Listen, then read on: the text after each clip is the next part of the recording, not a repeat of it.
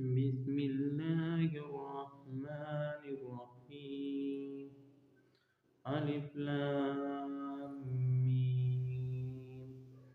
ذلك الكتاب لا ريب فيه هدى للمتقين الذين يؤمنون بالغيب ويقيمون الصلاة ومما رزقناهم ينفقون والذين يؤمنون بما أنزل إليك وما أنزل من قبلك وبالآخرة هم يوقنون أولئك على هدى من ربهم وأولئك هم المفلحون إن الذين كفروا سواء عليهم أأنذرتهم أم لم تنذرهم لا يؤمنون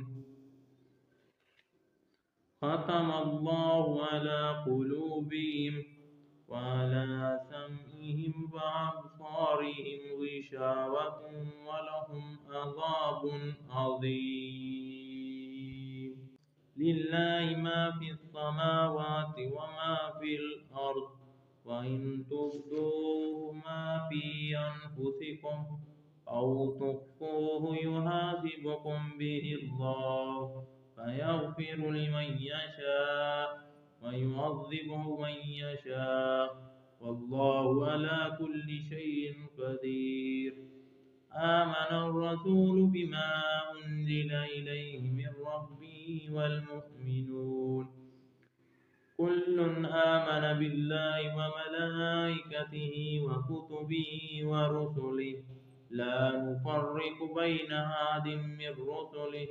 فقالوا سمعنا وأطعنا غفرانك ربنا وإليك المصير لا يكلف الله نفسا إلا وسعها لها ما كسبت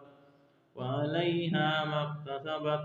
ربنا لا تؤاخذنا إن نسينا أو أخطأنا ربنا ولا تحمل علينا إصرا كما حملته على الذين من قبلنا ربنا ولا تحملنا ما لا طاقة لنا به واعف عنا واغفر لنا وارحمنا أنت مولانا فانصرنا على القوم الكافرين